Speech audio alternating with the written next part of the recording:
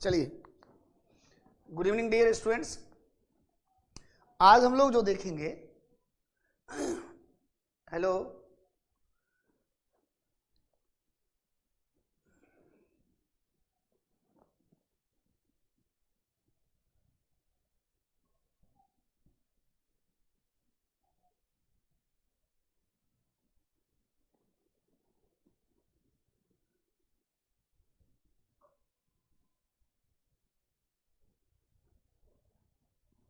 चलिए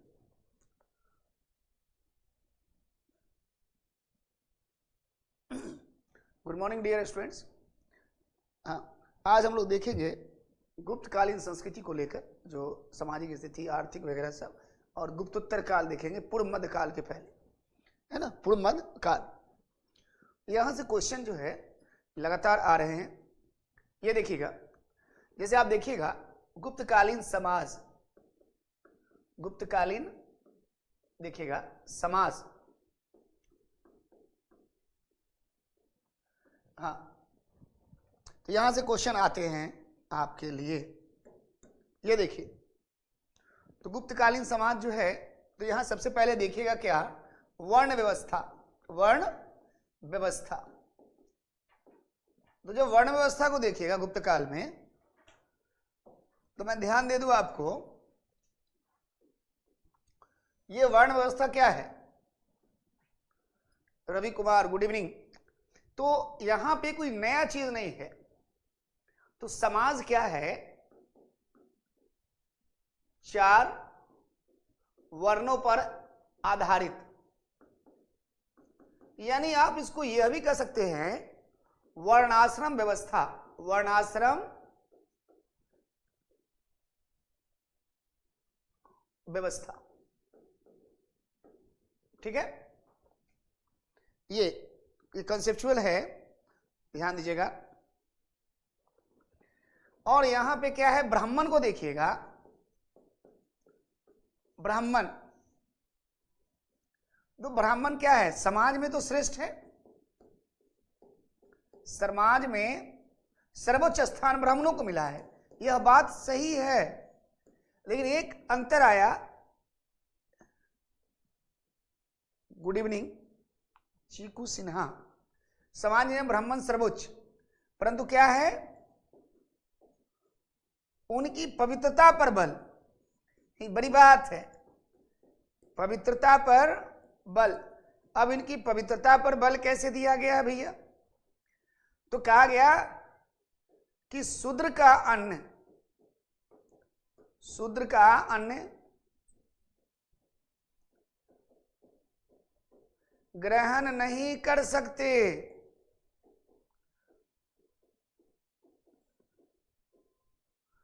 यह है पवित्रता इनकी, कि ब्राह्मण समाज में सर्वोच्च है, लेकिन वो शूद्र का अन्न ग्रहण नहीं कर सकता। एक दूसरा है, आप इसको लिख लीजिए, तो मैं आगे बढ़ता हूं। एक शब्द का प्रयोग किया गया जो आपसे आएगा,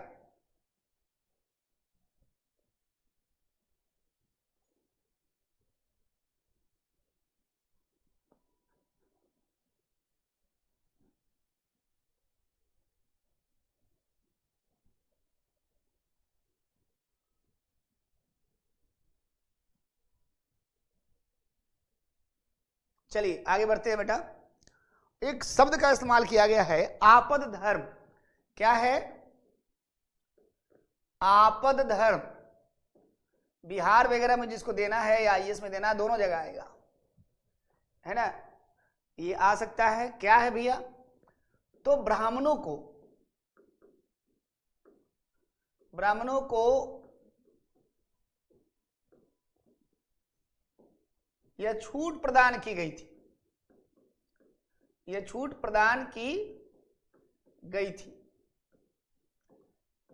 क्या छूट प्रदान की गई थी, कि संकट काल में वे अपना व्यवसाय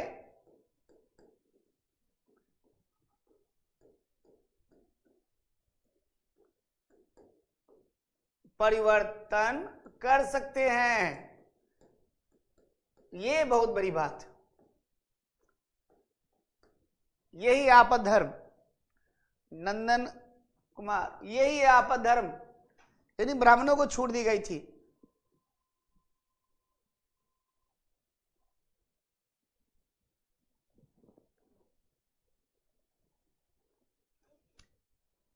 यह है व्यवसाय परिवर्तन की छूट।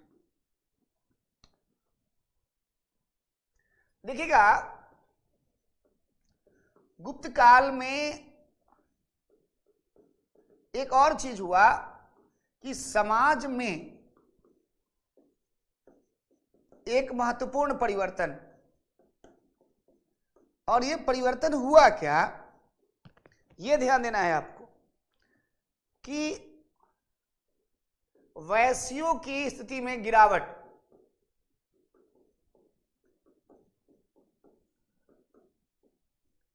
स्थिति में गिरावट। अच्छे, वैश्यों की स्थिति में गिरावट क्यों हुआ? ये कंसेप्चुअल है, क्योंकि व्यापार में कमी के फलस्वरूप व्यापार में कमी हुई। रोम के साथ व्यापार समाप्त हो गया, हालांकि चीन और दक्षिण पूर्व एशिया के साथ व्यापार हुआ, लेकिन उसकी भरपाई नहीं हो पाई। यह ध्यान देना है।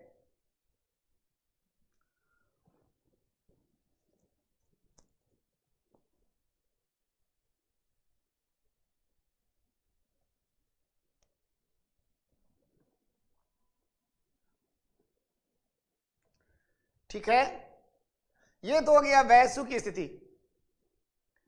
शूद्र की स्थिति कैसी है भाई? ये तो हो गया वैश्य। अब देखते हैं शूद्रों की स्थिति।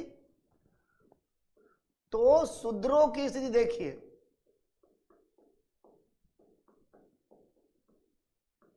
शूद्रों की, जो हम कॉन्सेप्चुअल चीज बता रहे हैं, अपेक्षाकृत सुधार। अब ये कैसे हुआ? तो एक कारण था, दंड विधान में जो दंड दिया जाता था उसमें अब कमी आई है, थोड़ी दंड विधान में कमी। और दूसरा क्या है? शूद्रों और महिलाओं को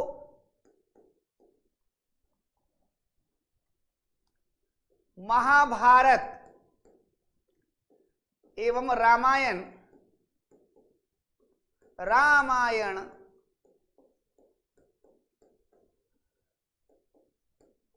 सुनने का अधिकार।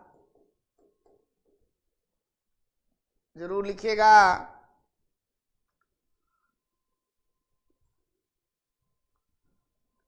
रामायण और महाभारत सुनने का अधिकार मिला।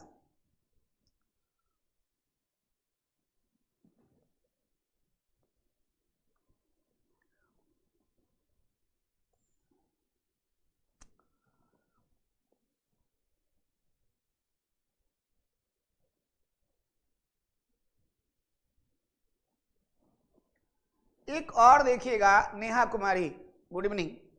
ये तो मैंने बता दिया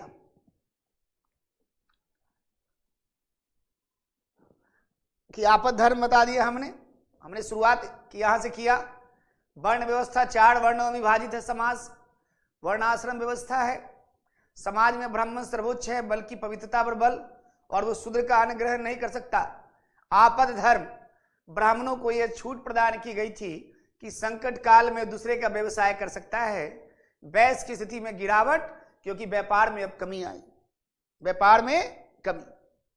अब आगे देखिएगा, शूद्रों की स्थिति अपेक्षाकृत सुधार, दंड विधान में कमी, शूद्रों को महाभारत रामायण सुनने का अधिकार। अब एक और चीज देखिए, जितेंद्र राम, गुड इवनिंग। अब इस काल में क्या है, वैश्यों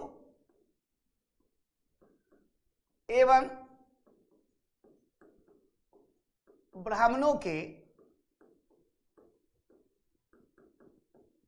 शासक या वंश ब्राह्मणों, वैश्यों ब्राह्मणों द्वारा शासन या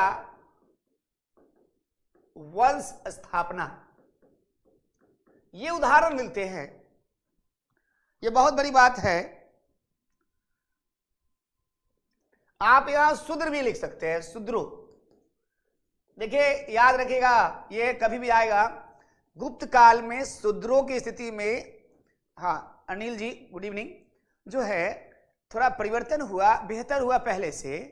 क्यों? क्योंकि उन्हें रामायण और महाभारत पढ़ने का अधिकार मिला, और दूसरी बात यह भी अधिकार मिला कि वो जो है दंड विधान, यानी दंड देने में थोड़ी सी पहले ज्यादा जो है दृढ़ता बढ़ती जाती थी, अब कठोरता में कमी आई। अभी आपसे सवाल पूछेगा, ठीक है क्या? जब देखिएगा एक जगह है सौराष्ट्र, सौराष्ट्र में अवंती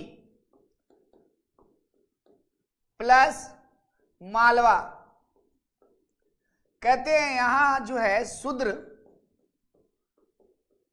राजाओं का उल्लेख।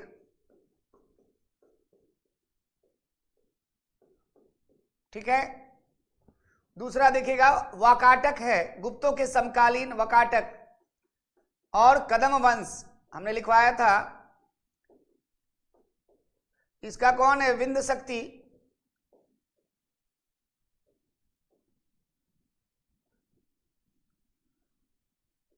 विंध्य शक्ति संस्थापक है, और इसका है मयूर शर्मन, यानी ये ब्राह्मण है। बहुत बड़ी बात, ठीक है।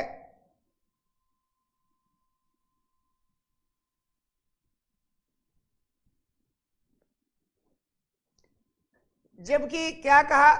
गुप्त वंश, और बाद में देखिएगा वर्धन वंश। ये लोग क्या है? वैश्य कहा गया इनको, यानी गुप्त स्वयं वैश्य है।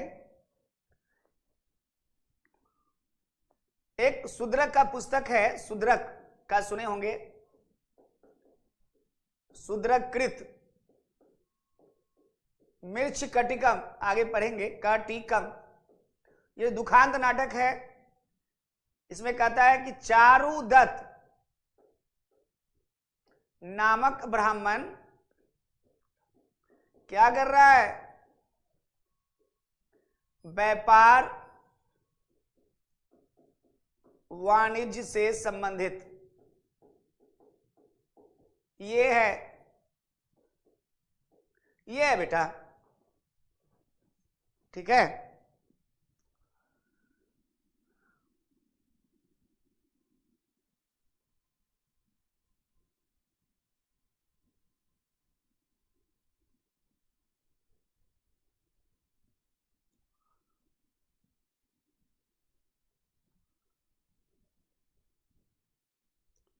चलिए,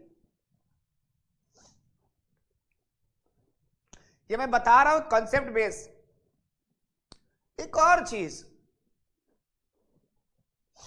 जब व्यापार वाणिज्य में कमी आई तो शूद्रों की, भाई वैश्यों की स्थिति भाई गिरावट आई। लेकिन आपको मैं बता दूं, इसको लिख लीजिएगा पहले,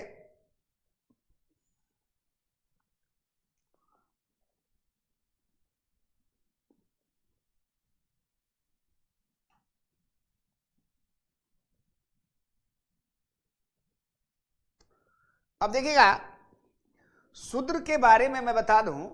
जब शूद्र वर्ण को देखिएगा,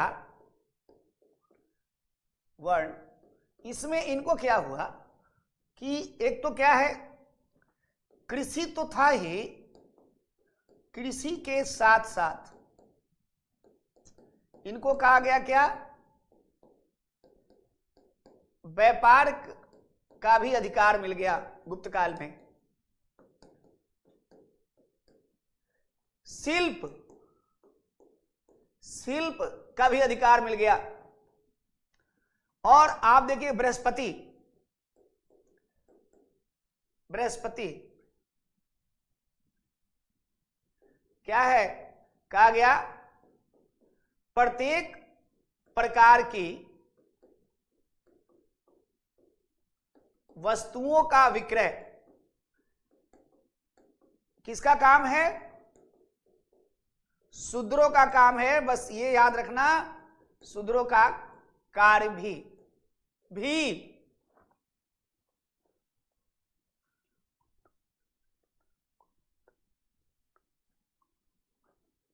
देखिए प्रतापी अलग होता है। अगर राजनीतिक कहिएगा, राजनीतिक दृष्टि से तो समुद्रगुप्त था, लेकिन सांस्कृतिक दृष्टि से कहिएगा तो विक्रमादित्य था। तो होता क्या है कि अलग अलग क्षेत्रों में अलग अलग योगदान होता है सबका, ध्यान दीजिएगा।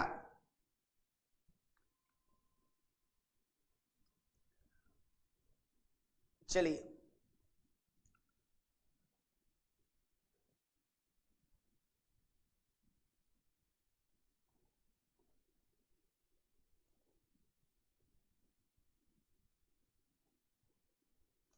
अब एक नया वर्ग आया, अब आया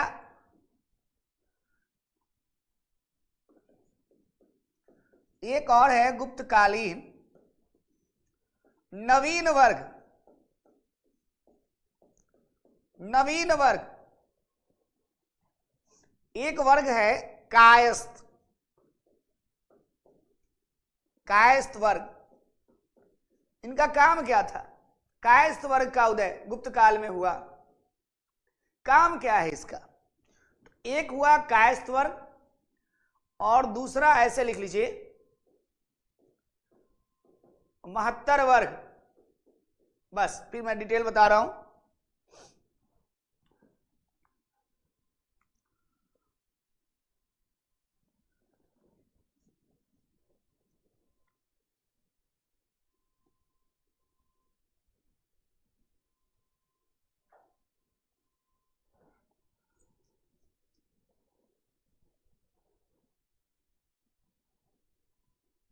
हाँ व्यवसाय व्यापार से ही है, नहीं उद्योग, उद्योग से। शिल्प जो है ना, जैसे दस्तकारी होता है ना, दस्तकारी वगैरह ये सब। हाँ मतलब ये बताया जा रहा है कि मतलब आप ये सोचो कि आप शूद्रों की व्यापार कम गया। ये बताया जा रहा है कि भाई जो है लाख, भाई गुप्त काल में ठीक है थोड़ा बंधन है, थोड़ी समस्या है, फिर भी स्थिति ठीक है। ठीक है, अब आइए, अब ये देखिए कायस्थ वर्ग,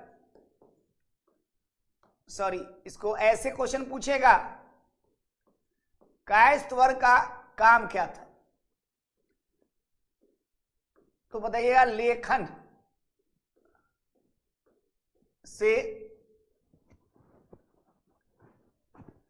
या उसको लेखन नहीं कहिए, लेखा से, अकाउंट से संबंधित कार्य,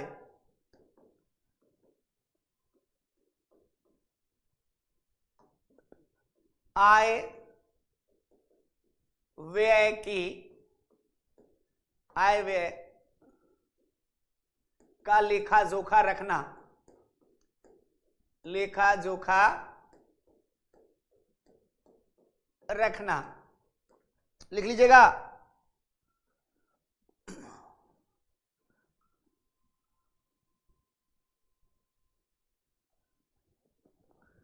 या कह सकते हो भूमि कर का अधिकारी। अजय जब ये आया तो क्या हुआ, फिर जब ये सारा काम करेगा तो कहीं ना कहीं क्या होगा, ब्राह्मणों के विशेषाधिकारों में कमी,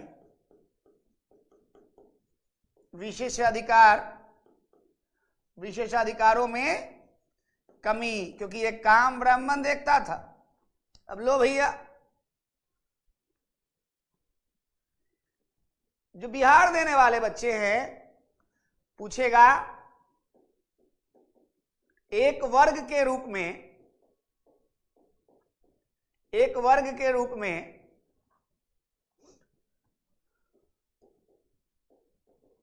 कायस्थ का उल्लेख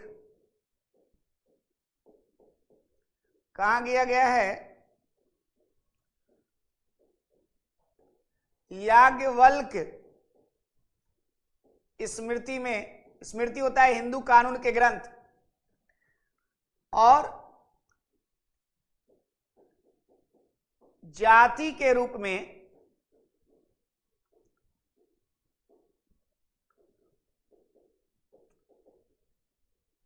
कायस्थ का उल्लेख है। पूछता है ओसनम स्मृति, लिख लीजिएगा, ओसनम स्मृति।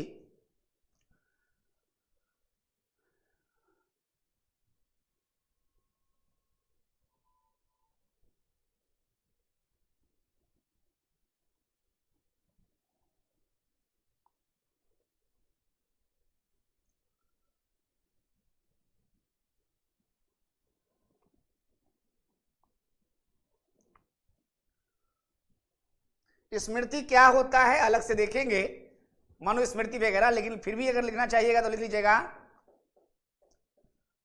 स्मृति, नोट करके लिखिएगा हिंदू धर्म के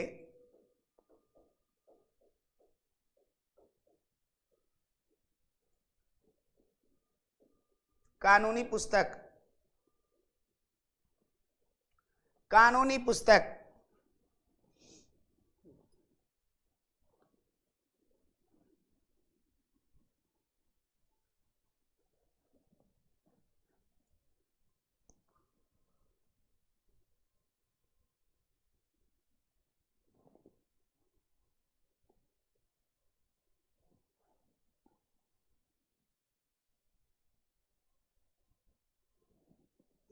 चलिए, हमने बताया दो वर्गों की उत्पत्ति हुई थी, दो वर्ग, एक कायस्थ वर्ग, एक महत्तर वर्ग। हम लोग देखते हैं महत्तर वर्ग क्या था। ठीक है, महत्तर वर्ग क्या था? दूसरा महत्तर वर्ग कहते हैं ये वृद्ध प्लस मुखिया, जो परिवार का मुखिया वगैरह होता था, लोगों का समूह,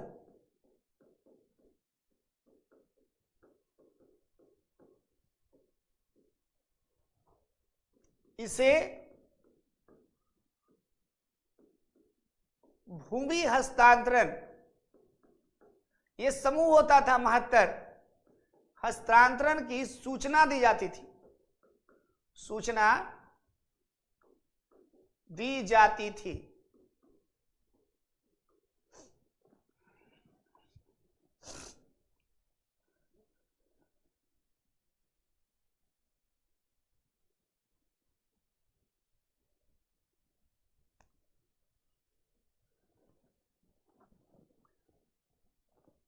एक और लिखेगा, समाज में अस्पृश्य एक वर्ग है, अस्पृश्य वर्ग, एक वर्ग है अस्पृश्य वर्ग।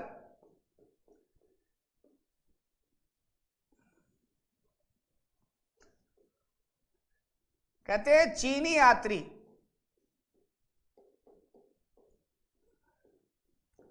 अलग से इसका लिखवाएंगे, फायान द्वारा इस वर्ग का उल्लेख,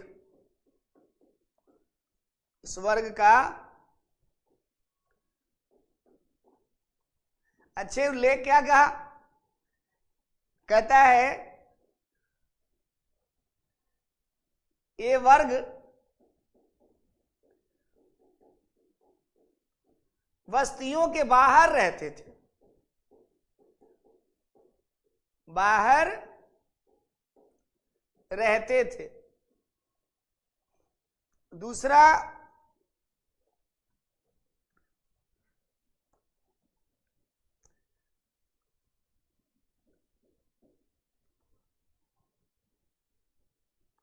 इसको लिख लीजिएगा,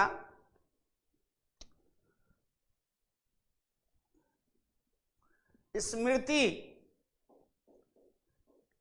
स्मृतियों में, हिंदू कानूनी ग्रंथ में इन्हें यही तो भाई कहा जाता है, इन्हें चांडाल कहा गया।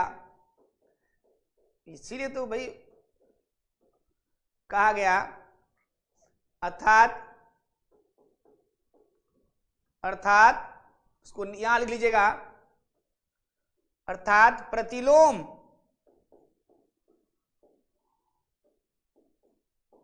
विवाह से उत्पन्न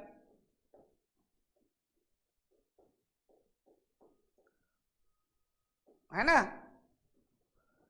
लो भैया, यानी इंटरकास्ट मैरिज करो और चांडाल कहलाओ।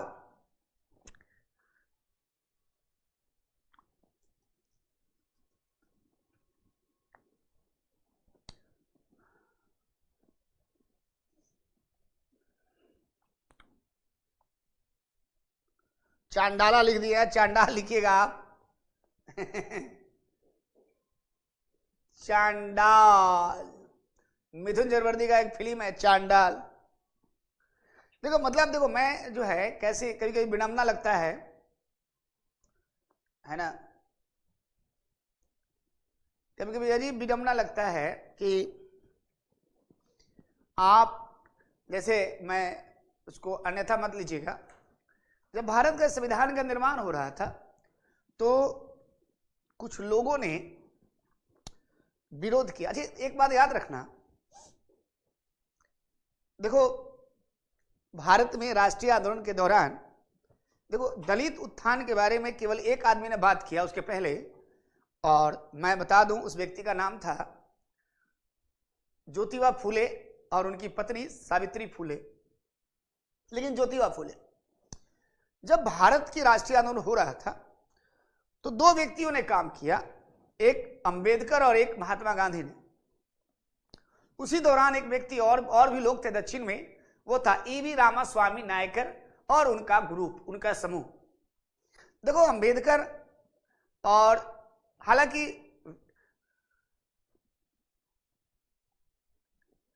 बता रहे चांडाल क्या होते थे, लेकिन एक बात बताएं, देखो सावरकर ने भी जाति व्यवस्था और वर्ण व्यवस्था के बारे में अपनी राय व्यक्त किया। अंबेडकर और गांधी के मध्य मतभेद थे, हो सकता है, और अपने अपने दोनों जगह अपने अपने जगह सही थे। हाँ, जब आपको इतिहास की जानकारी नहीं होती तो आप गांधी को गाली देते हो और अंबेडकर की आलोचना करते हो, लेकिन ऐसा नहीं है। मतभेद तो रहता है, कई बार आप अलग अलग संगठनों से जुड़े होते हैं, आपके अलग अलग उद्देश्य होते हैं, लेकिन इतना तो निश्चित था दोनों का उद्देश्य एक था, एक जगह पर, और वो था दलित उत्थान की बात करना है। तो मैं यहां बताना इसलिए चाह रहा हूं कि आप जरा सोचिएगा, जब गांधी जानते थे तो गांधी ने क्या किया, जब भारत जब स्वतंत्र हुआ तो उन्होंने नेहरू को, पटेल को बोला कि आप ऐसा है अंबेडकर को रखिए मंत्रिमंडल में, क्योंकि वो जानते थे कि बहुत योग्य आदमी है और इनकी जरूरत पड़ेगी, आवश्यकता होगी। क्योंकि अंबेडकर अगर संविधान में नहीं होते, संविधान सभा में, ड्राफ्टिंग कमेटी में, या अंबेडकर को आगे नहीं करते गांधी, तो निश्चित रूप से बता रहे हैं कि ये लोग जो थे उस समय, अबे नेहरू और पटेल से केवल सरकार नहीं चलती, तो अधिकांश लोग जो दलित हैं, जिन्हें आप गांधी ने हरिजन कहा, जो एससी थे, इन्हें रिजर्वेशन इतने सहजता से तो नहीं देता। ये लोग थोड़ा बहुत झुंझुना पकड़ा देता, काम चल जाता। और इसका सबसे बड़ा सबूत मैं बता रहा हूं कि जब संविधान निर्माण की बात आई तो कुछ लोगों ने कहा, मैं नाम नहीं बताऊंगा, लेकिन आप ये समझो, एक अलग विचारधारा के लोगों ने कहा कि संविधान बनाने की आवश्यकता क्या है, हमारे पास तो स्मृति है, हमारे पास मनुस्मृति है। तो अंबेडकर ने विरोध किया और कहा किस मनुस्मृति की बात करते हैं, एक तरफ आप लोकतंत्र की बात करते हैं और दूसरी ओर कहते हैं ये मनुस्मृति, जहां महिलाओं को अधिकार से वंचित किया गया, जहां शूद्रों को उसके अधिकार से वंचित किया गया, यही है वो जहां कहा गया चांडाल। तो इसका निर्णय जो है एक पढ़ा लिखा व्यक्ति खुद ही लगाता है, इसमें कोई लॉजिक नहीं है। ये चांडाल शहर से बाहर रहते थे, ये प्रतिलोम विवाह से उत्पन्न है। हमने कहा प्रतिलोम, इंटरकास्ट मैरिज से, वर्ण संकर से उत्पन्न जाति को कहा गया, ठीक है। चलिए आगे बढ़िए, हम लोग बढ़ते हैं। दास प्रथा की स्थिति क्या है? दास प्रथा, दास प्रथा। अब यहां देखिए, सबसे पहली बात है, दास प्रथा प्रचलित थी। दास प्रथा, या ऐसे लिख सकते हैं गुप्त काल में दास प्रथा का प्रचलन। और कहा गया क्या? दास केवल, नारद ने कहा, नारद स्मृति में, बृहस्पति में, अपवित्र, अपवित्र कार्य में लगाए जाते थे। लगाए लो भैया, दास केवल अपवित्र काम में लगाए जाते थे, अपवित्र काम में लगाए जाते थे। नारद ने क्या कहा है सुनिएगा, नारद ने दास मुक्ति का विधान, ये बहुत इंपॉर्टेंट है, पहली बार गुप्त काल में दास मुक्ति की बात की गई। दास मुक्ति का विधान किया गया है, पहली बार दास मुक्ति का विधान किया गया, पहली बार।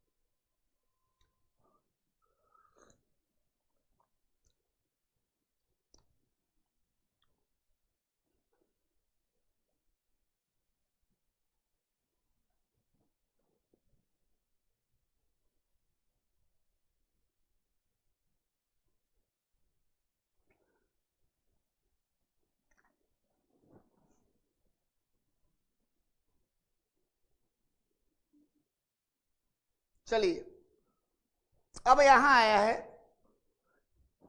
स्त्रियों की स्थिति कैसी है। गुप्त काल में स्त्रियों की स्थिति, अब यहां कंट्राडिक्शन है। स्त्रियों में क्या है?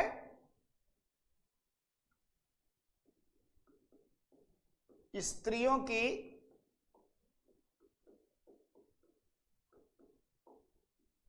स्थिति में गिरावट। लो भैया, आप बोलोगे गिरावट क्यों आएगा? एक तो क्या है, बाल विवाह। अब बाल विवाह तो हो गया, होगा शिक्षा से वंचित,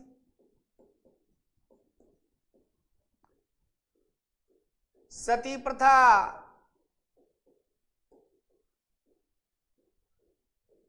प्रदा प्रथा आदि आ गया।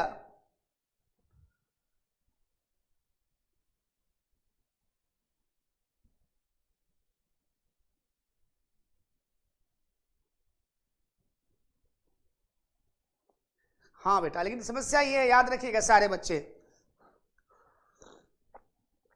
चाहे आप किसी भी वर्ग से हो, किसी भी जाति से हो, बहुत निरपेक्ष सोचना। हाँ, कभी भी आप ब्राह्मण हो तो ऐसा नहीं है कि आप ब्राह्मण के बारे में एकदम कुछ भी बोल दो। चाहे आप मतलब जो है निचले वर्ग से हो, कोई बात नहीं।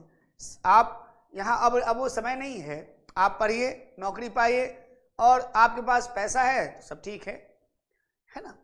हाँ, निरपेक्ष सोचने की आवश्यकता है, खुद आपके सामने देख रहे हैं। अब क्या है भैया,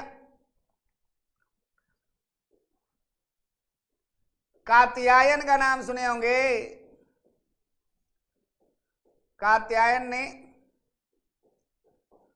पत्नी को क्या कहा? धनहरी, अर्थात धन प्राप्त करने वाली, धन प्राप्त करने वाली।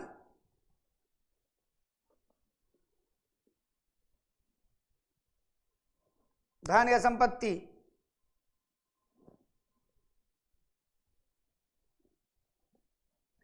पहली बार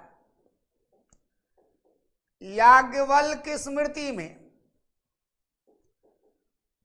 कहा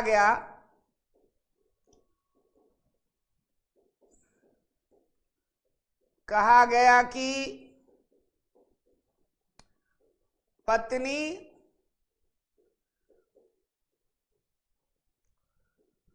पति की संपत्ति की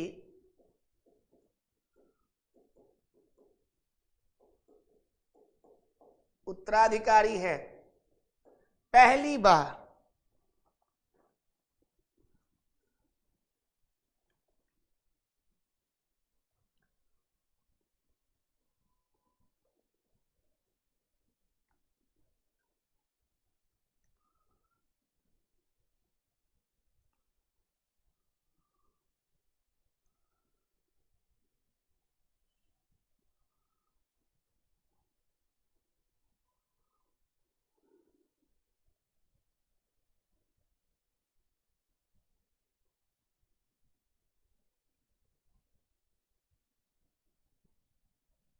चलिए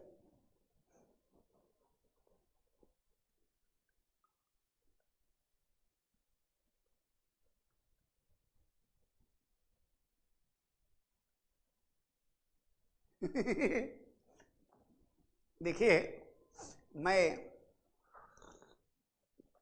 आपने बड़ा अच्छा प्रश्न किया।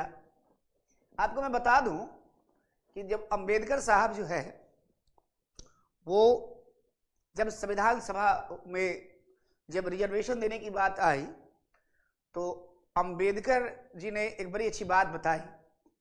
उन्होंने बोला उस समय कि रिजर्वेशन देना लंबे समय तक कोई उचित समाधान नहीं है।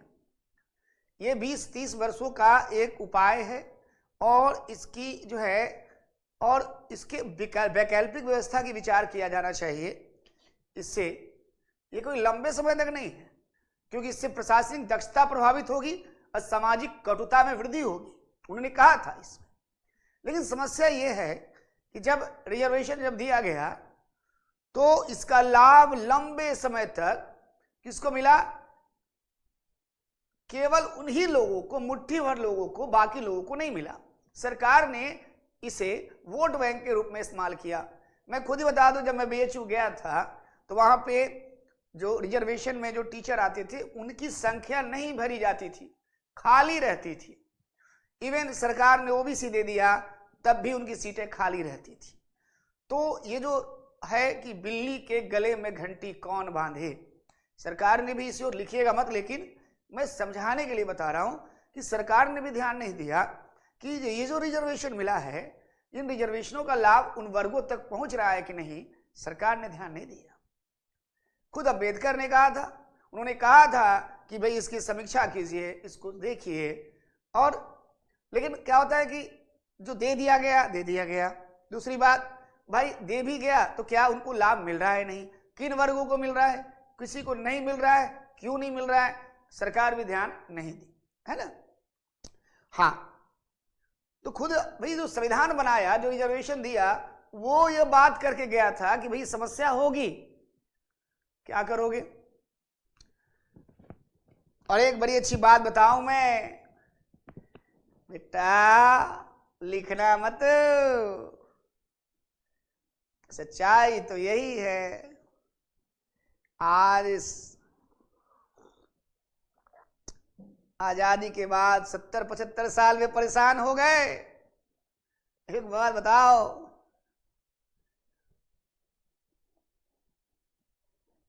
हाँ पढ़िएगा, मॉडर्न हिस्ट्री पढ़े होंगे। मैं तो अभी नहीं पढ़ा रहा हूं, लेकिन अंबेडकर ने कहा था अब यहां मैं अंबेडकर की ज्यादा चर्चा नहीं करूंगा, मैं पढ़ा रहा हूं एंशिएंट।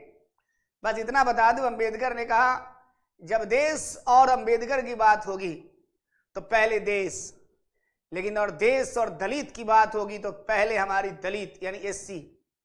ठीक है, उन्होंने पहले ही कहा था।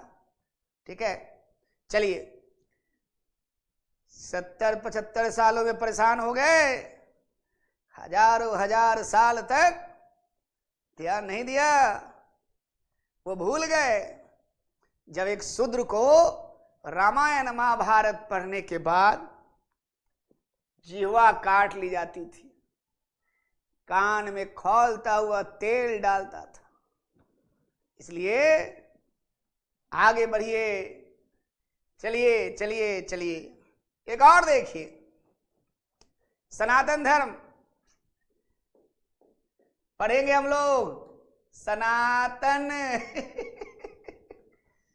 संजोग से आपको मैं पढ़ाऊंगा सभी निरपेक्ष तरीके से। सनातन धर्म नारद के द्वारा वर्णन, नारद स्मृति में वर्णन है, कहा कि संतान विहीन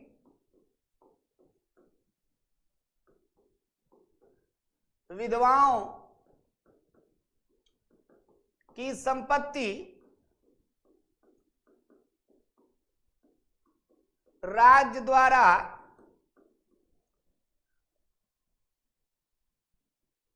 लेकर या राज्य द्वारा ग्रहण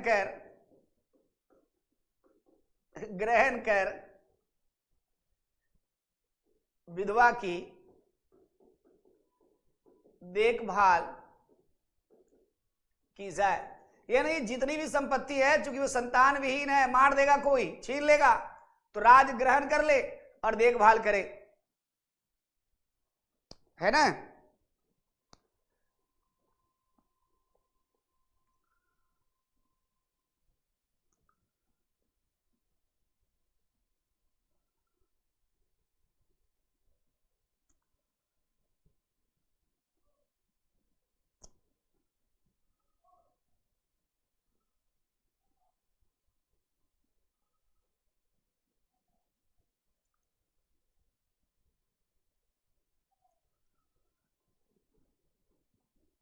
चलिए चलिए,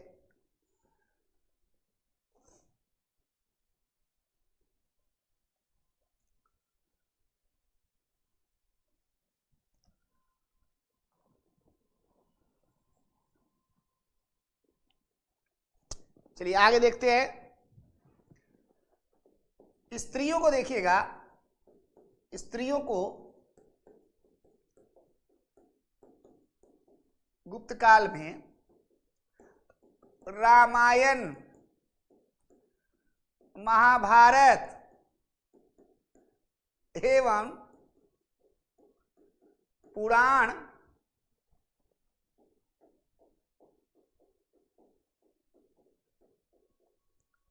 सुनने का अधिकार मिला।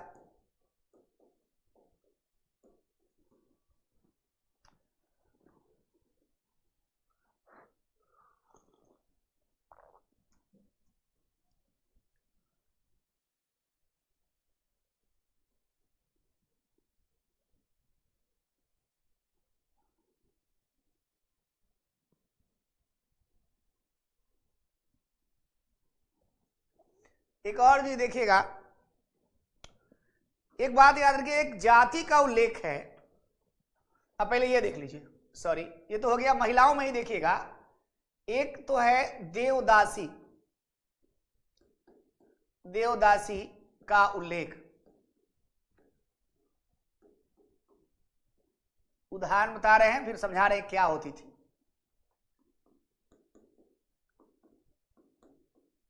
कालिदास के मेघदूत में वर्णन है कि उज्जैन के महाकाल मंदिर में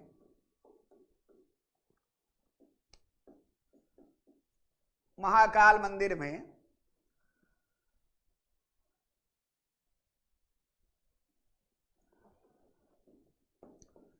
देवदासिया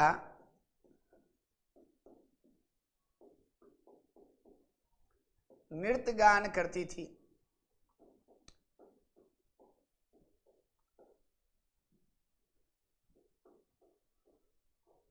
इसको लिख लीजिएगा।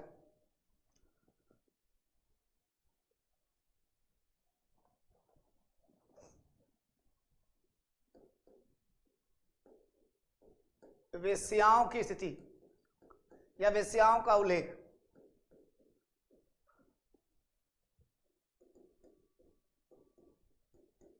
विशाख दत्त के मुद्रा राक्षस में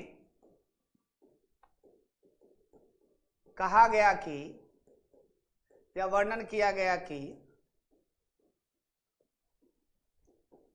उत्सवों में या उत्सवों के अवसर पर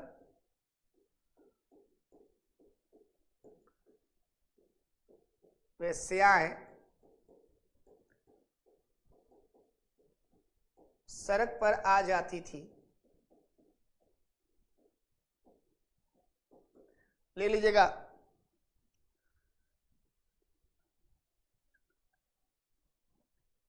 मुस्लिम धर्म नहीं, अभी नहीं आएगा, अभी नहीं आएगा।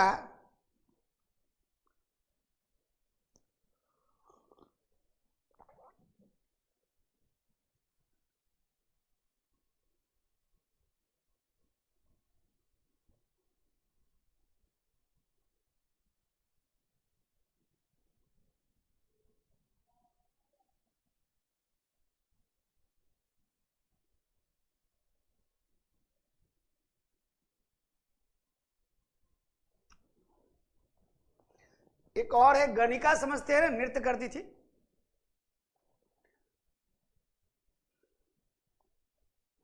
एक ये लिख लीजिएगा, काम सूत्र में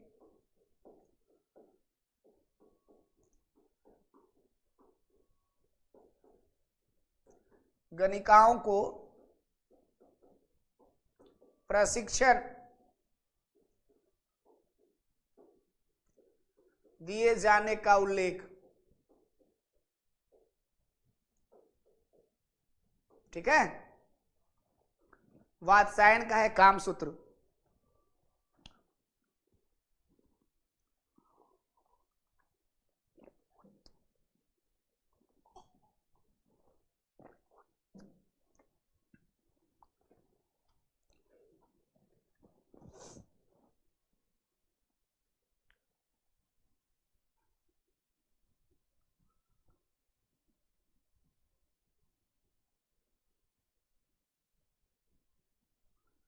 चलिए, अब एक बात बता रहे हैं। एक आपने सुना होगा, डोम जाति का नाम सुना होगा। निम्न जाति थे और एक सवर जाति, विंध्य में पाया जाता था सवर जाति। तो जो डोम जाति थे, हालांकि हम क्या बताए, सरकार ने बैन लगा दिया। मतलब आप सोचो जरा, क्योंकि आप आज चीजें बदल गई है, लेकिन उसका वजह है, चीजें बदली है, बहुत सारे कारण है। ये मनोरंजन किया करते थे और डोम जाति का काम क्या था, साफ सफाई का काम था इनका और मनोरंजन का काम था। सवर जाति का काम क्या था बता रहे हैं, ये विंध्य के जंगलों में निवास करते थे और देवताओं को खुश करने के लिए ये मनुष्य का मांस चढ़ाते थे, नरबलि देते थे ये सवर जाति के लोग। ठीक है, ये थे।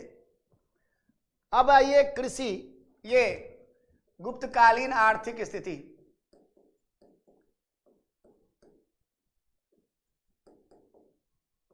आर्थिक स्थिति। चलिए,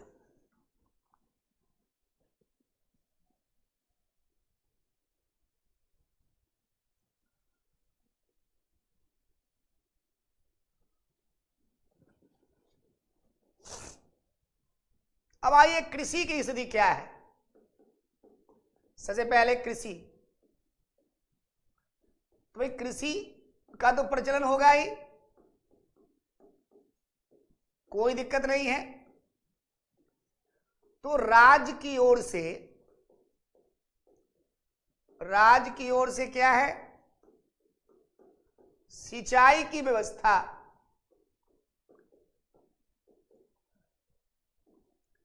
हाँ, और ये कैसे पता चलता है, उदाहरण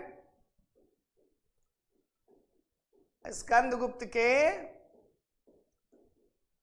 जूनागढ़ अभिलेख से।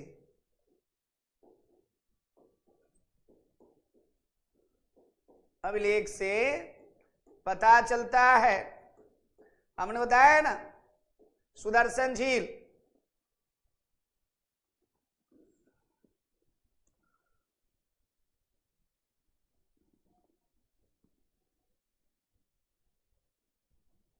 याद रखिएगा जूनागढ़ अभिलेख जो है वैसे तो किसका है, रुद्रदामन का, लेकिन स्कंदगुप्त का भी उसमें लिखा हुआ है। इसके बाद देखिएगा पुस्तक है बृहत संहिता में क्या किया गया है, वर्षा की संभावना, कितना वर्षा होता है, प्लस वर्षा के अभाव के प्रश्न पर चर्चा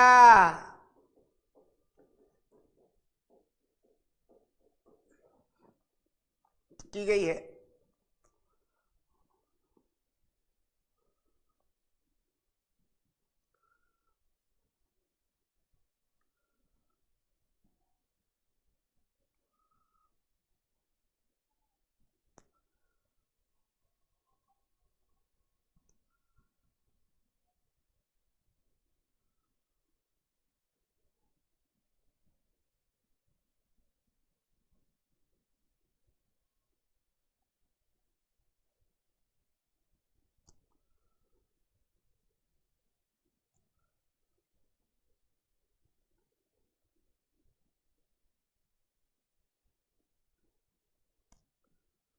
चलिए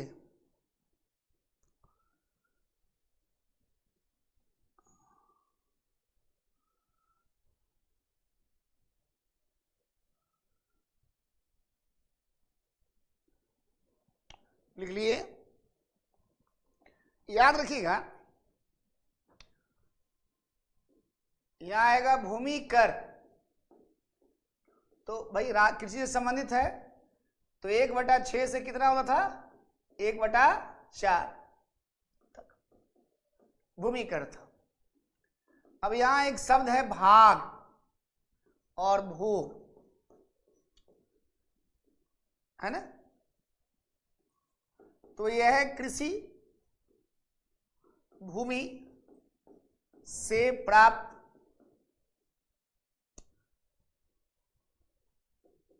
आय, और भोग जब शासक को क्या है, फल सब्जियां आदि के रूप में प्रदान किया जाए, प्रदान या भेंट किया जाए, तो भोग। ये लिख लेना बेटा, भाग और भोग।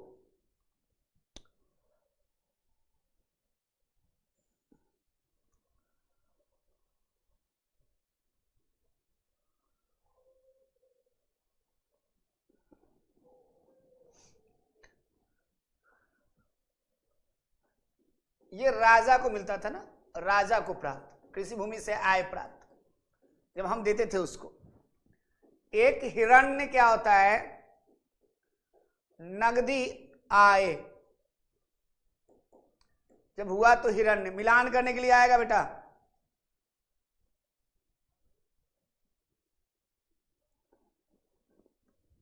या नगदी भू राजस्व। ठीक है, हिरण्य पूछेगा, बहुत सिंपल याद रखना, ज्यादा नहीं।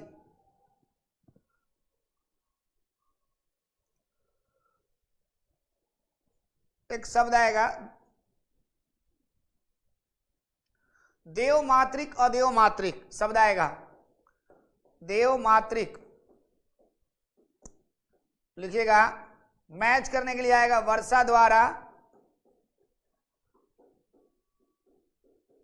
सिंचित की गई भूमि, अदेव मात्रिक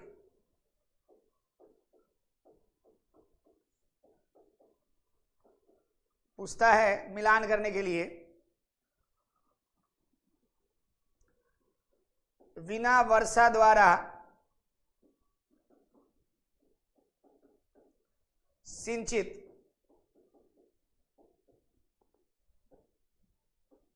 भूमि या उत्पादन देने वाली भूमि या उत्पादन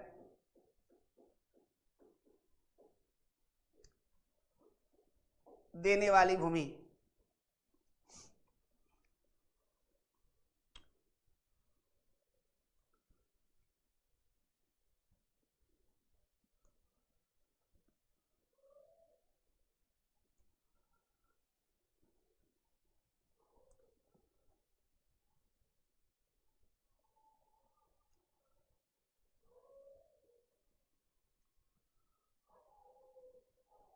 चलिए अब आइए व्यापार, ये तो हो गया कृषि। अब है व्यापार, सॉरी व्यापार कह रहे उद्योग। तो उद्योग में यहां बहुत ज्यादा नहीं, सूती वस्त्र प्रमुख उद्योग, लेकिन क्या है रेशम उद्योग का गुप्त काल के अंतिम चरण में क्या हो रहा है, मांग में कमी। और ये कैसे पता चलता है, मंदसौर अभिलेख कुमार गुप्त का है, मैं लिखवाया था, आप इसको पढ़ लीजिएगा कि जब क्या होता है, जो एक लाट प्रदेश है भाई, वहां से मंदसौर से छोड़कर क्या होता है, एक श्रेणी जो होता है मंदसौर अभिलेख से पता चलता है जो छोड़ के दूसरे क्षेत्र पर पलायन करता है।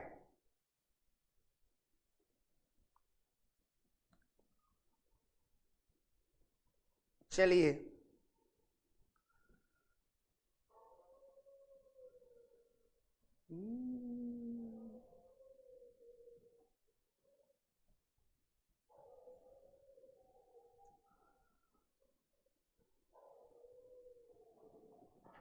अब आइए व्यापार वाणिज्य, जो आपसे सवाल आएगा। व्यापार वाणिज्य, ये ध्यान देना है आपको।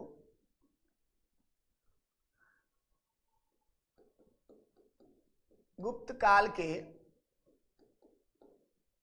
बाद के या गुप्त काल के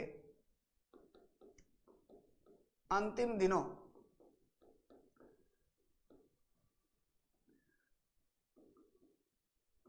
स्कंदगुप्त के पश्चात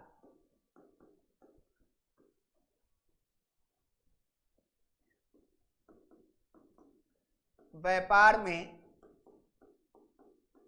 गिरावट के संकेत। और ये क्यों हुआ, रोम के साथ व्यापार लगभग समाप्त होने लगा। पहली। दूसरी बात, स्वर्ण सिक्के में सोने का अनुपात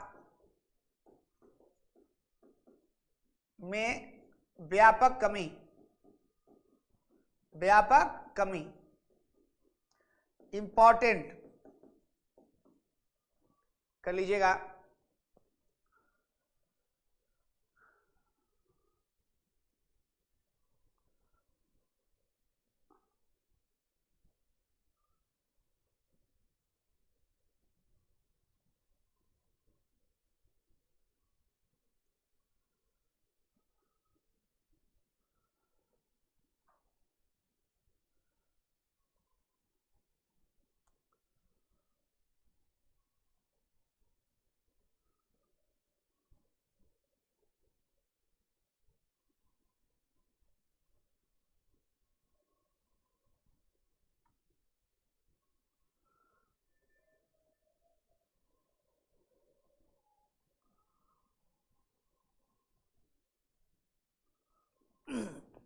लिख लीजिए। एक और लिखिएगा,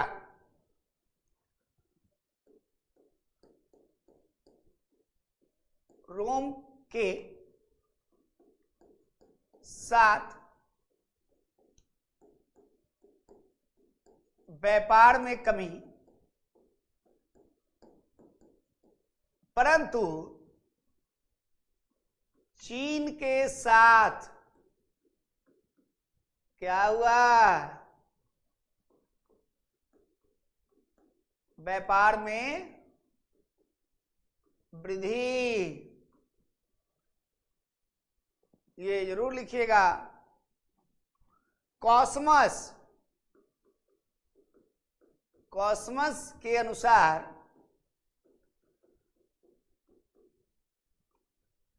भारत चीन व्यापार में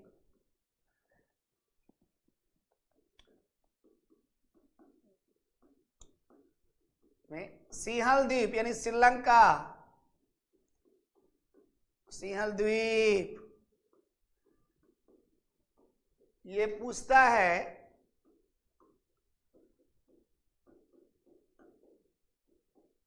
बिचौलिए का कार्य करते थे। बिहार देने वाले फंस जाएंगे, सारे क्वेश्चन फंसेंगे।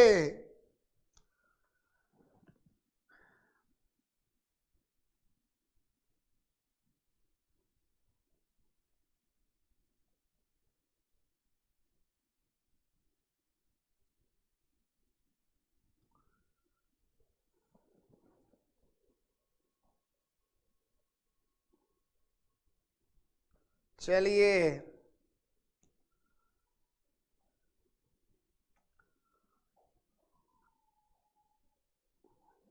एक क्वेश्चन पूछेगा,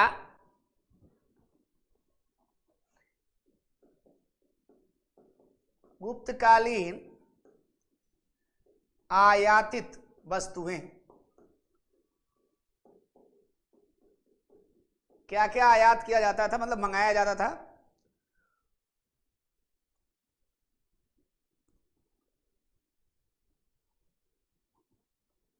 तो कहते हैं घोड़े, रेशम, हाथी दांत, रेशम, चीनांसुक, चीन से, रेशम का नाम था ये, घोड़े, हॉर्सेस,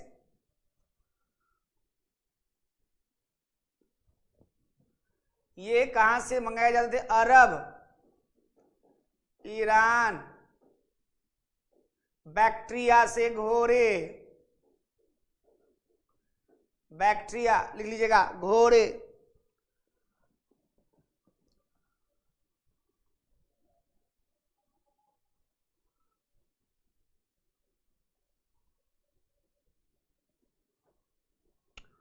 हाथीदांत यूथोपिया अफ्रीका से। यूथोपिया कहिए या इथोपिया कहिए, है ना, यूथोपिया या इथोपिया, अगर जिसको दिक्कत है लिखिए इथोपिया।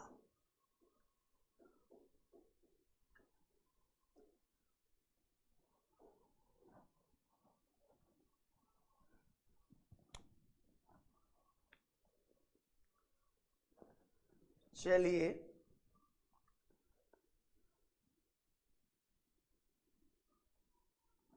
ये तो हो गया आयातित वस्तुएं, एकदम इंपॉर्टेंट कर लीजिए। ज्यादातर पूछेगा निर्यातित, लेकिन आयातित भी पूछ सकता है। निर्यातित वस्तुएं ऐसे गुप्तकालीन निर्यातित वस्तुएं, सूती वस्त्र,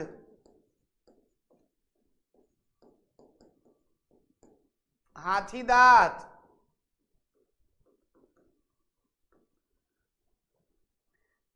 गरम मसाले,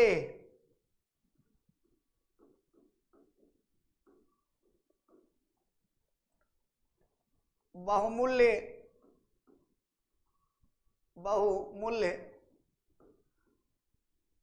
पत्थर, दवाएं, नील आदि। अरे हाथी दांत का बहुत सारा यूज, हाथी दांत का सबसे बड़ा यूज ये होता है कि आप क्या है, इसको और लिख दे, नारियल, बटन वगैरह बनता है, आभूषण बनाया जाता है, सुगंधित द्रव्य। चलिए,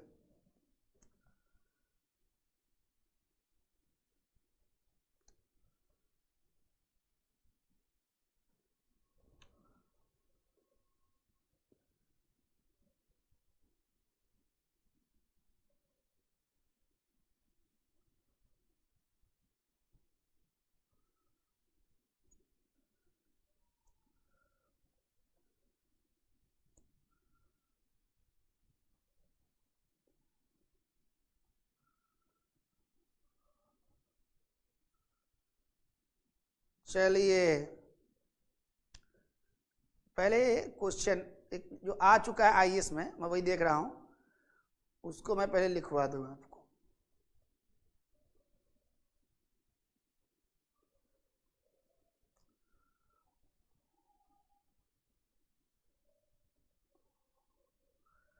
देखिए, यही क्वेश्चन आया है, गुप्तकालीन बंदरगाह आईएएस में आ चुका है। गुप्तकालीन बंदरगाह,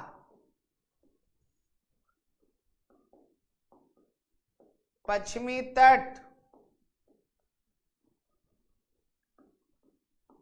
पूर्वी तट,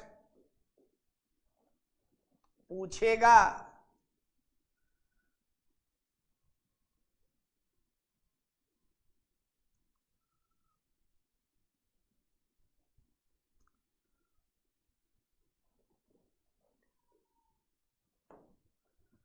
ताम्रलिप्ति, घंटसाला, कदूरा, ठीक है।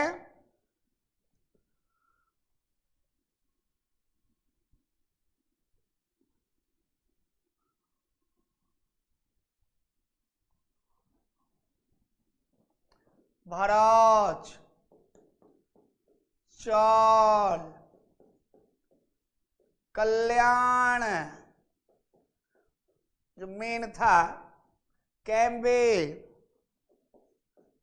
चलिए कैम्बे, चलिए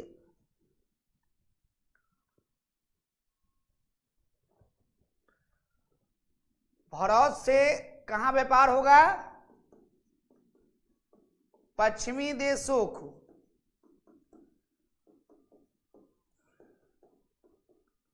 साथ व्यापार ताम्रलिप्ति से कहां होगा?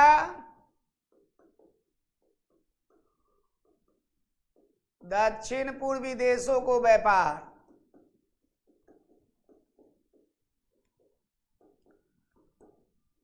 चलिए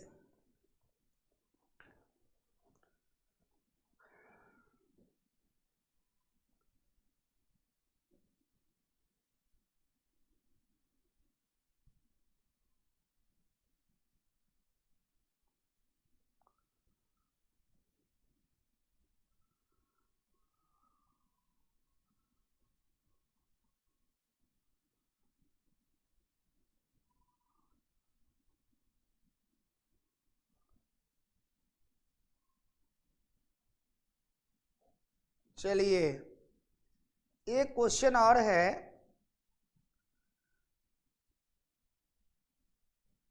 हालांकि बड़ा अच्छा है। हाँ, अभी मैंने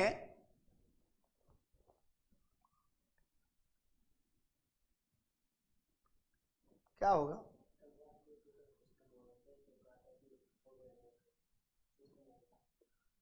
चलिए अगर 1-2 दिन में नहीं आया तो मैं फिर से पढ़ा दूंगा, है ना। एक चीज देखिएगा, बाद के समय में कहा गया, लिखिएगा इसमें, देखिए आईएएस में आ गया है, ये आ गया, देखिएगा बाद के गुप्त काल में ताम्रलिप्ति का स्थान सप्तग्राम नामक बंदरगाह ने ले लिया पूर्वी तट पर। ऐसे लिखिए, एक और लिख लीजिएगा, पूर्वी तट पर एक बंदरगाह पलार, ये कलिंग तट पर था, कलिंग तट पर पलार।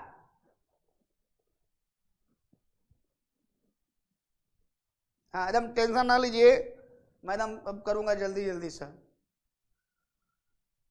पलार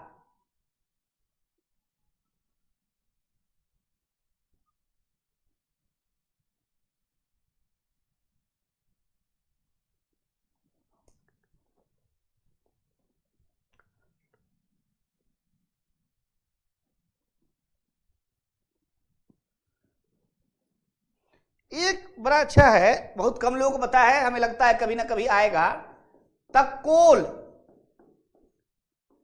ये मलेशिया का एक बंदरगाह है।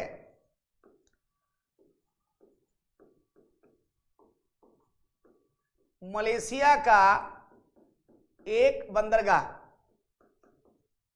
इसका काम क्या था? भारत एवं दक्षिण पूर्व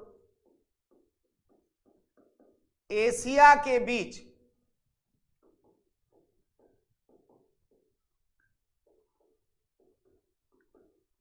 व्यापारिक कड़ी जो जोड़ने का काम करता था ये तक्कोल।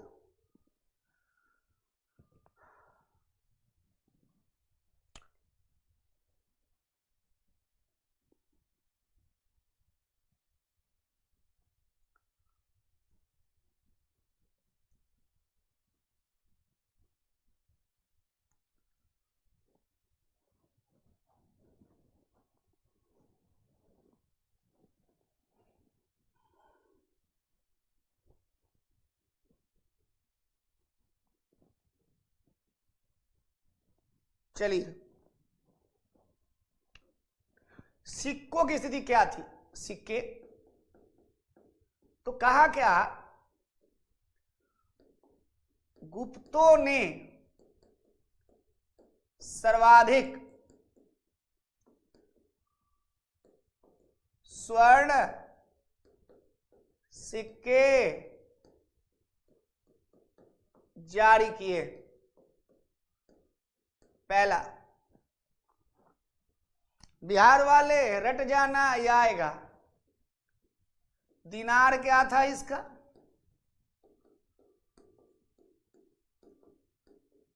गुप्तकालीन स्वर्ण सिक्के। पूछेगा आपसे, जो मेन बताऊंगा मैं, एकदम फालतू चीज नहीं। रुपयक,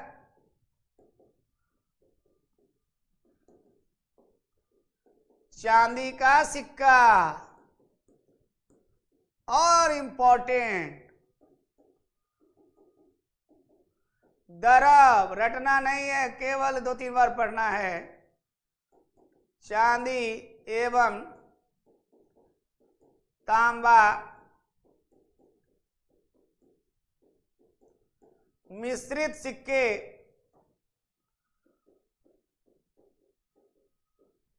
चलिए,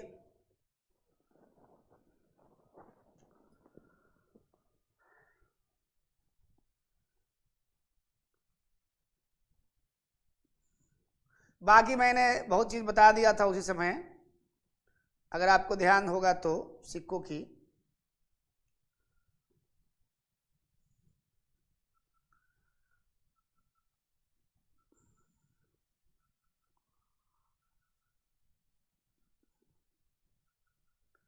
चलिए अब आइए,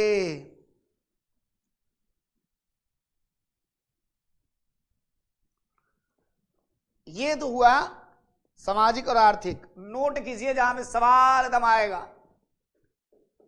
ओहो, नोट में एकदम पहला बहुत इंपॉर्टेंट है,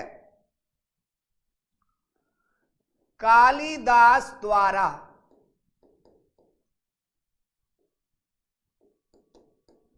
विभिन्न प्रकार के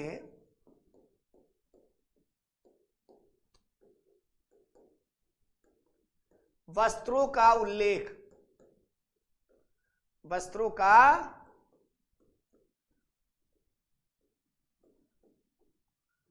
अब विभिन्न प्रकार का वस्त्र का क्या उल्लेख किया है तो सुनिएगा। शाम, कौसे, अंशुक, चिनांशुक। शाम, कौसे, अंशुक, चिनांशुक आदि ले लीजिएगा।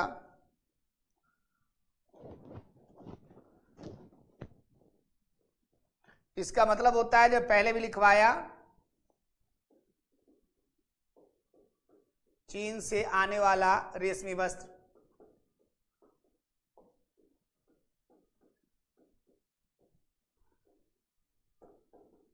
चिनांशुक।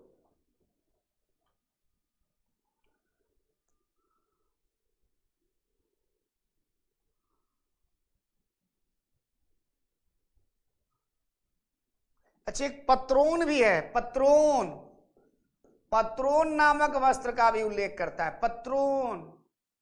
वाह रे वाह, बड़ा दुष्ट था ये तो।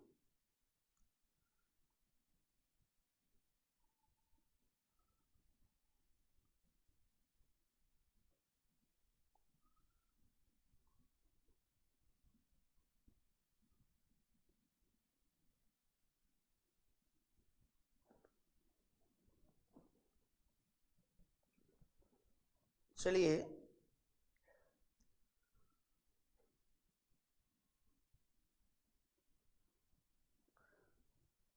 एक काम करना मेरे प्यारे बच्चों, पूर्वी तट में एक बंदरगाह और लिख लेना, कलिंग। तो ये हो गया पूरी, और एक लिखना सिकाकोस, सिकाकोस। देखो, कलिंग भी वही है, पूरी भी वही, पलाड़ ये सब एक ही जगह है, सिकाकोस भी। बंगाल में तामलिप्ति है और वो है घंटसाला, बताइए, ताम पीछे है, सब आंध्रा वाला बेल्ट में है, लिख ही लेना एक ही जगह, कलिंग, पूरी, सिकाकोस। भैया आईएएस में आएगा।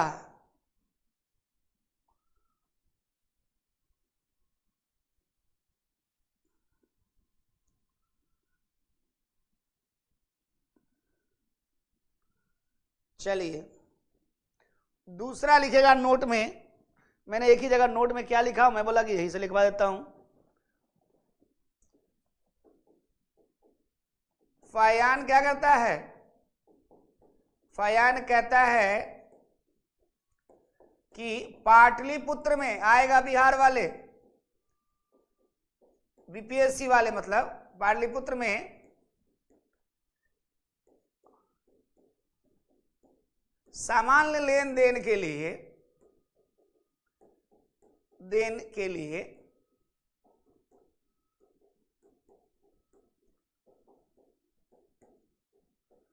कौड़ियों का प्रचलन था। कौड़ियों का प्रचलन, वाह रे वाह।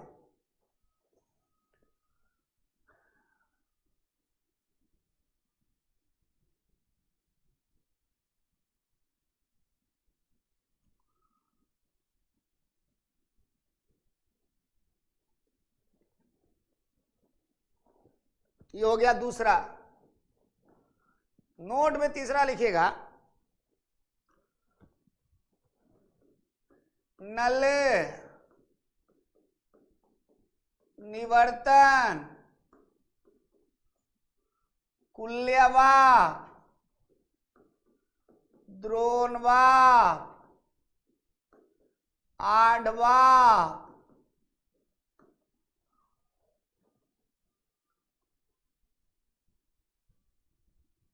एक और है कुल्य निवर्तन द्रोण पाठक।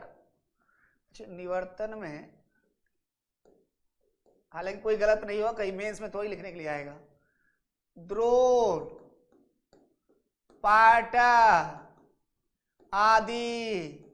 मैं ये 2014, 15, 16, 17, 18 लगातार पढ़ाया और 2020 में आ गया प्री में डायरेक्ट। एक बच्चा आने अकेडमी में जब पढ़ा रहा था, बच्चे ने कहा सर ये आएगा क्या? हम बोले यार शब्द आता है लिख लो, बाद में मत बोलना। भूमि माप की इकाइयां, भूमि माप की इकाइयां है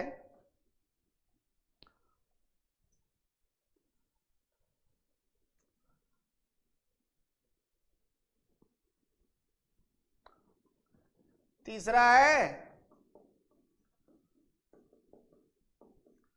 भाग, भोग, उदग्र, ऊपरी कर आदि। गुप्त अभिलेखों में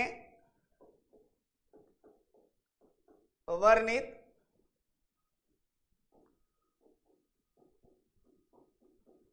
क्या है? भूमि कर।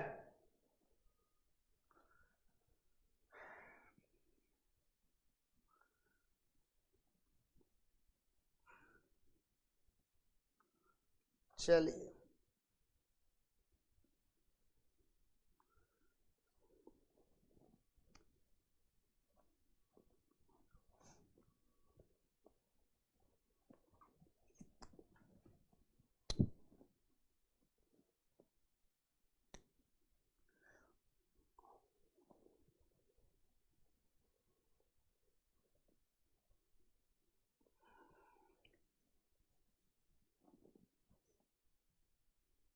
अब यहां एक चीज देखिएगा, मैंने राजनीतिक, सामाजिक, आर्थिक बता दिया।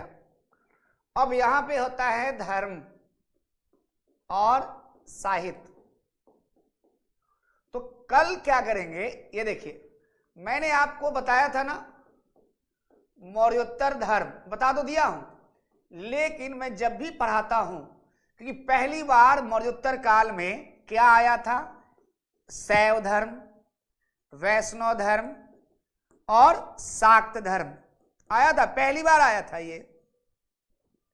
ठीक है, तो हम जब भी पढ़ाते हैं तो ये जो धर्म है ना एक साथ पढ़ा देंगे। क्या? कल शैव, वैष्णव और शाक्त एक साथ, ये हो गया। और साहित्य बचा है तो मौर्योत्तर साहित्य और गुप्त साहित्य एक साथ, दोनों जुड़ा हुआ है, कई सारी चीजें। अब देखना, अब एक टॉपिक आता है, ये दोनों बताने के बाद एक टॉपिक आता है आपके साथ गुप्तोत्तर काल। अब गुप्तोत्तर काल में क्या होगा, ध्यान दीजिएगा। हर्ष, मालवा का गुप्त, है ना, ये जो है, जैसे आप पढ़ते हैं शशांक, इन सब के बारे में, जैसे आप पढ़ते हो बल्लवी का भटार्क, मैत्रेय है ना, बल्लवी का मैत्रेय है, मैत्रेय वंश, ऐसे। तो सवाल यहां से भी आता है, ठीक है। तो कल हम लोग ये सारा देखेंगे, ठीक है ना। हाँ, अब रुकिए, आप टेंशन ना ले, अब सुनिए। जब ये पूरा पढ़ लीजिएगा तो कल बताएंगे प्राचीन काल में शिक्षा, प्राचीन काल में शिक्षा और प्राचीन काल में टेक्नोलॉजी। टेक्नोलॉजी में क्या होगा बता रहे हैं। जब तकनीक की बात करेंगे प्राचीन काल में तो उसको ऐसे जोड़ देंगे।